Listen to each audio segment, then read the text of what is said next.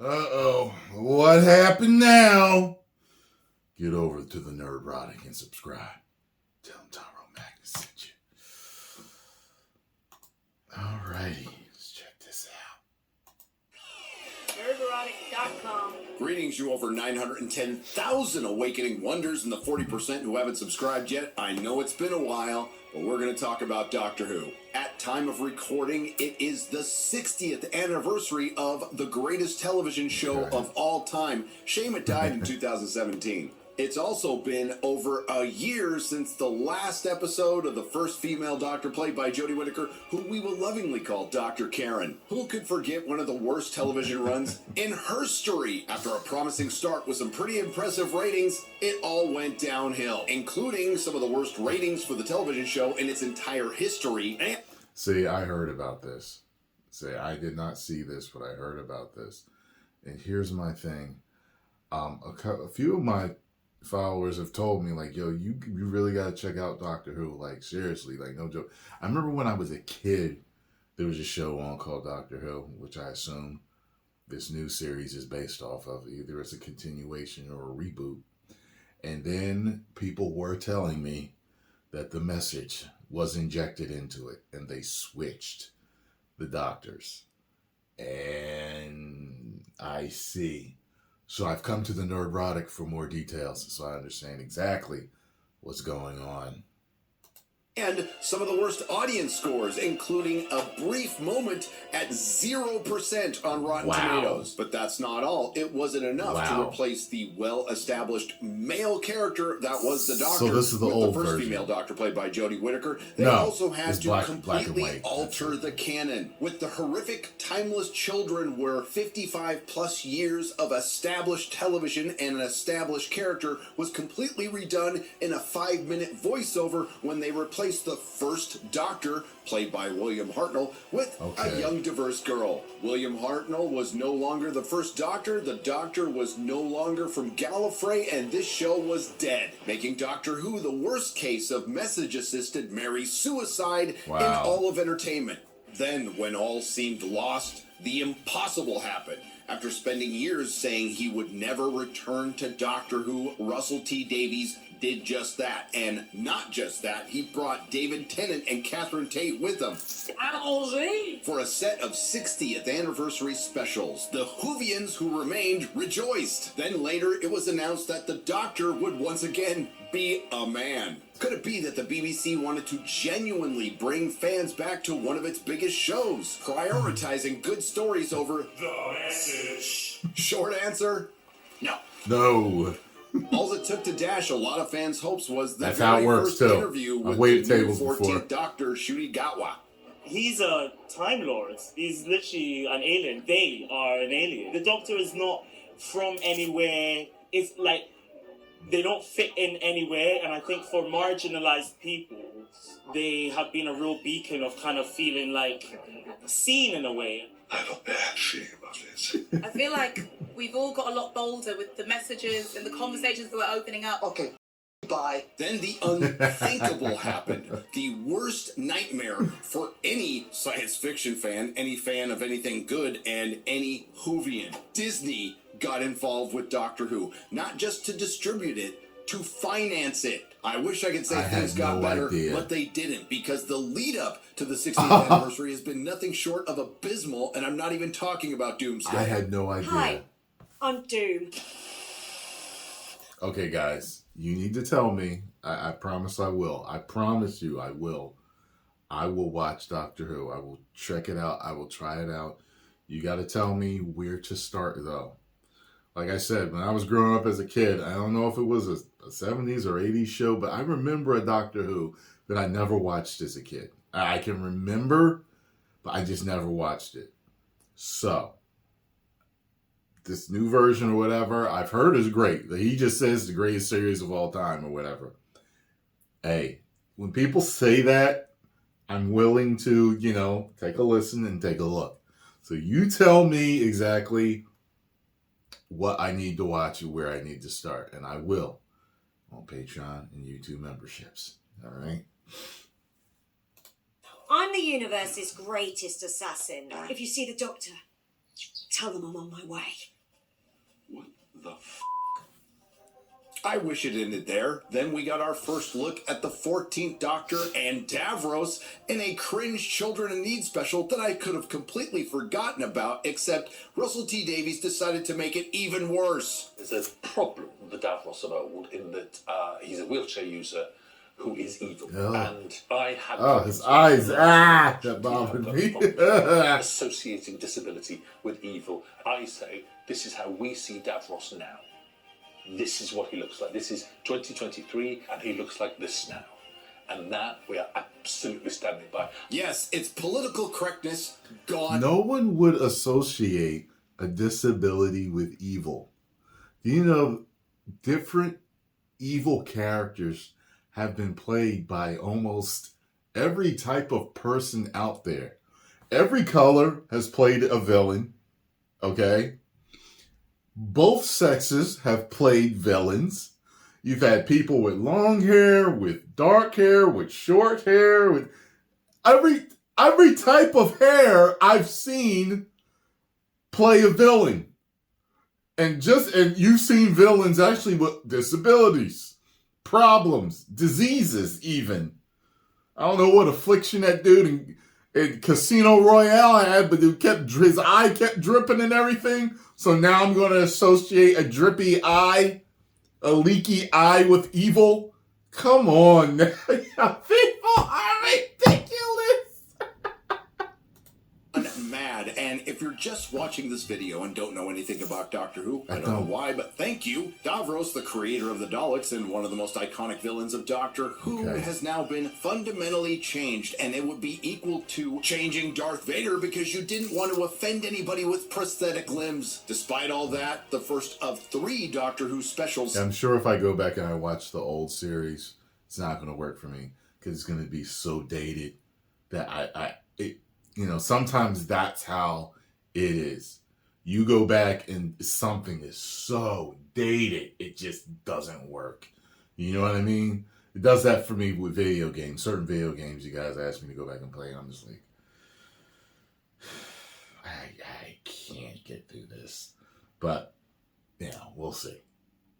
Celebrating its 60th anniversary has arrived. The return of David Tennant, the return of Catherine Tate, the return of Russell T Davies. Was it a celebration of, let's just be real, a little over 5 decades of great entertainment, or just another modern franchise being sacrificed on the altar of agenda? Again, if you guessed the latter, then you'd be correct, because the now 3rd reboot of Doctor Who was murdered in its crib. If anyone at the BBC, Bad Wolf, or Disney, including Russell... Oh, damn, 3rd reboot. How many?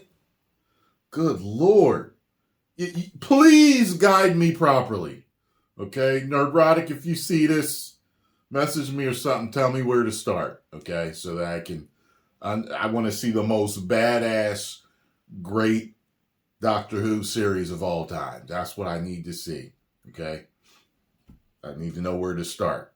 T. Davies thinks this is going to bring back old fans, or even more important, bring in new ones. I would suggest you stop getting high on the supply of your own farts. But at least we know the answer to one question. Why did Russell T. Davies return in the first place? It's obvious. To use Doctor Who as a delivery mechanism for, you guessed it, the message. What makes this worse is it features David Tennant and Catherine Tate. It could have been a mediocre episode at best, but it couldn't get out of its own way. The Star Beast is based on a comic strip of the same name written by Pat Mills, John Wagner, and illustrated by Watchmen's Dave Gibbons. After the first female Doctor, played by Jodie Whittaker, regenerates into David Tennant's 14th Doctor, a new Doctor wearing an old face. He returns to Earth and immediately runs into his old companion Donna Noble and her husband Sean, along with their daughter Rose. Honestly, I feel a bit silly even breaking down the plot for you guys because it was so meaningless to this episode. Anyway, right around the same time, a spaceship crash lands while releasing an escape pod, and eventually Donna's daughter, Rose, comes across Beep the Meep, The Meep tells Donna's daughter that it's being hunted down by a warrior race for its fur. To save your valuable time and my dwindling sanity, we're going to get through the rest of the plot quickly. It turns out that Beep the Meep is the bad guy, and the Roth warrior race who was in pursuit of the Meep are the good guys.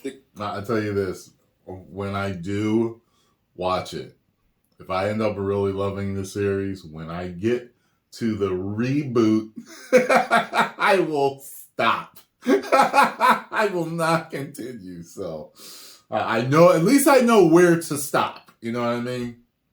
The cute and cuddly Meep used to be just that until their son turned into a psychedelic son, mutating the Meep into cruel conquerors, which I believe is somewhat accurate to a comic strip that I read almost 2.5 decades ago. And now it's up to the 14th Doctor, Donna, her family, and a unit scientist in a wheelchair to stop the Meep from taking off in its spaceship and destroying 5 square miles of London. So now you associate wheelchair with good. As far as the characters go, David Tennant is good as the Doctor, as he usually is, but I have to agree with my good friend Bowles Trek, it feels a bit like an aging rock star going out on a reunion tour. Still, he's good, and so is Catherine Tate as Donna Noble, as well as Sean, her husband, and her mom Sylvia. Unfortunately, it's all wasted on this propaganda. We're also introduced to 2 new characters, including Shirley Ann Bingham, a unit science advisor who's in a wheelchair that can fire knockout darts and missiles. Unfortunately, I think Unit's going through some budget cuts because they have access to alien technology, but they can't provide her with an exoskeleton, a hovering wheelchair, or even a motorized wheelchair. This brings us to Donna's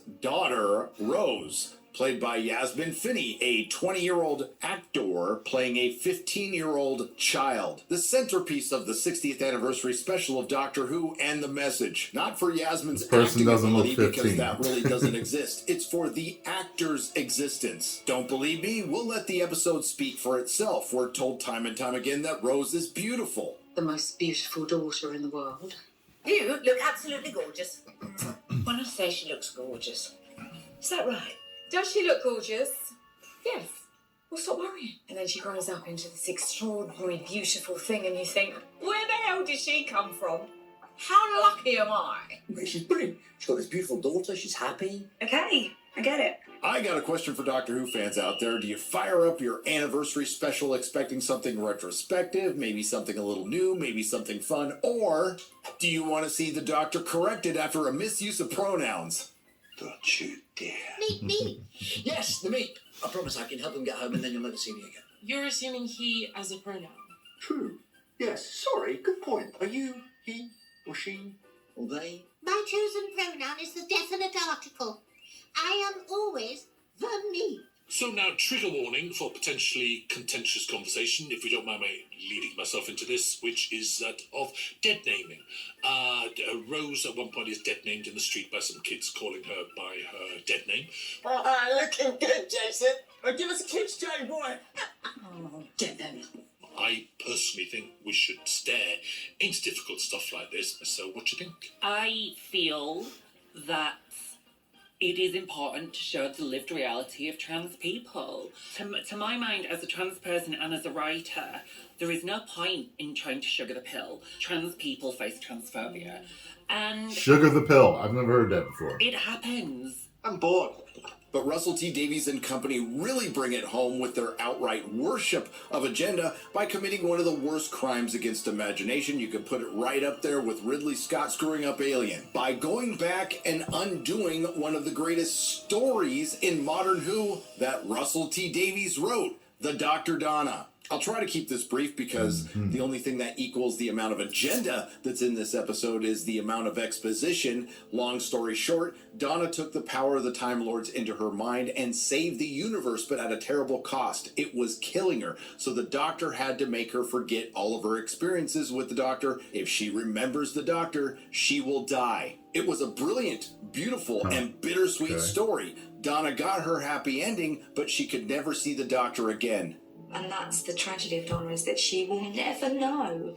She will never know. And this, it's so sad that she will probably just not reach any potential because she doesn't know she's got any. But hopefully she'll be happy. It's desperately, bitterly sad that Donna will never remember any of the extraordinary things that she's experienced. It's desperately sad for the Doctor as well. Donna? I'm just going. Yeah, see ya. And he has to sacrifice that relationship for the greater good. And Russell T Davies completely undid his own work. I was going to say, I not to assume tell he's a the good writer. story, but to send a message. And it turns out it was more than just remembering the Doctor. Apparently, Donna's the Winter Soldier now, and her memory can be unlocked with a code. Through a series of contrived events, Donna is needed to keep the Meep ship from taking off and destroying 5 square miles of London. She does this and then dies. And immediately wakes up again because they undid one of the greatest stories in Doctor Who for a transmission allegory. Turns out when Donna had a child, she passed down her Meta-Crisis Time Lord energy to her daughter, making it the most powerful Time Lord of all. A Translord. Binary. Non-binary. We're binary. She's not. Because the Doctor's male and female. And neither. And more. And if that wasn't enough, they brought David Tennant back to his 60th anniversary special, which really didn't celebrate the show at all, to dress him down. We know everything. Thanks. And you know nothing. It's a shame you're not a woman anymore. She'd have understood. You've got all that power, but there is a way to get rid of it. Something a male-presenting Time Lord will never understand. Shut up, just shut up, shut up, shut up, shut it up. And just like that, your one opportunity to bring back some old fans and possibly bring in some new ones is gone like a fart in the wind. All I can say is this show. Coming off reviewing the Marvels, I didn't think anything could get any worse, especially this, and I'm a sweet summer child because boy was I wrong. While the Marvels was just a shitty movie, the Doctor Who 60th anniversary used nostalgia bait to beat you over the head over and over again with propaganda. Don't believe me? Well, over the next week, the usual suspects in the Access media will be running with a lot of articles like this. Doctor Who's first 60th anniversary special is the Turf's Worth Nightmare. If you had removed all the agenda from this 60th anniversary special, it still would have only been a mediocre episode for a middle of a season. But ultimately, the failure of this show lays at the very large feet of our new Rose. I want to go home. The Meep is all alone. Yeah. Everything still I know looks, that feeling. Sometimes I think I'm from a different planet. the special She effects can't don't look that She's great. terrible. I don't know how to Looks, A there's some character like practical Captain stuff Jack and Harkness everything, but worked for the same reasons the new Rose. I hope I can One get into character it. was much more than his sexuality, and the other one wasn't more than its identity. I really didn't think the special would be that bad, but once I heard that the showrunner Russell T Davies wanted to avoid associating disability with evil and change Davros completely, I guess I should have known. On that note, hashtag I sit with Davros. At this point, we shouldn't be surprised, but it doesn't make it any less disappointing. First there was Disney Star Wars, then Disney Marvel, now there's Disney Doctor Who. Oh, I think what sums up the first episode of the 60th anniversary of Doctor Who is the last 2 paragraphs of a review from the BBC. If you've been indifferent to Who, this won't be the episode to convert you. And if you're altogether new to the show, you'll probably wonder what all the fuss is about. And although the show has always been progressive, look at the number of stories over the decades about, for example, threats to the environment. This special is preachy, and by the end, little more than a delivery system for the message. If you like what you heard, please like, share, and subscribe. If you didn't like what you heard, I thank you for listening this long. I will see you in the next video. So Doctor Who is a time travel series? Is that what it is? Help me out. I will definitely check the series out. I don't know when. I still have other stuff to finish, but I've got Monarch right now, Legacy of Monsters. I'm doing Gen V right now also. Still got finished Daryl Dixon. I think I have 1 or 2 episodes to finish on that, so but just let me know, okay? I'm working to get everything to y'all. Post comments down below, let me know what you all thought. If you enjoyed my thoughts, hit the like button, subscribe, and share.